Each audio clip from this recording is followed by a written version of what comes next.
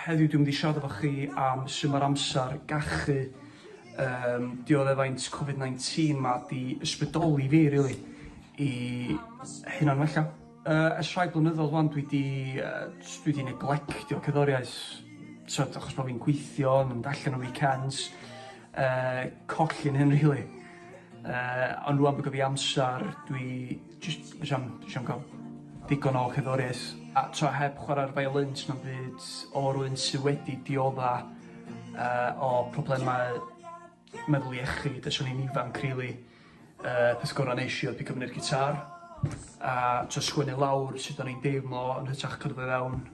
So sgwennoch chi rhyw fath o dalent yn yr adeg yma, os mae rhywbeth sy'n chi'n hapus, whether it be arlunio, sgwennu cerddi, TikToks, jyst rhywbeth, jyst ar ochr Facebook, gwep lyfr, gwyneb blep, be bynnag di Facebook yn Cymraeg.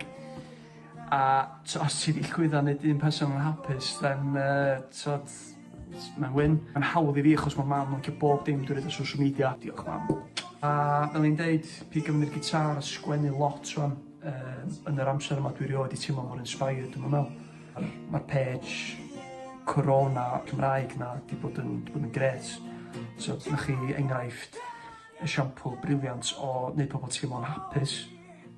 Fwch lot o ddŵr, golchwch dwylo flat out, helpu pobl eraill mwy ydych chi'n gallu, edrychwch ar ôl eich hun, deud pobl ydych chi'n garu fwyaf, o'ch chi'n caru nhw, mor gymaint ydych chi'n gallu, a pigwch fyny gitar.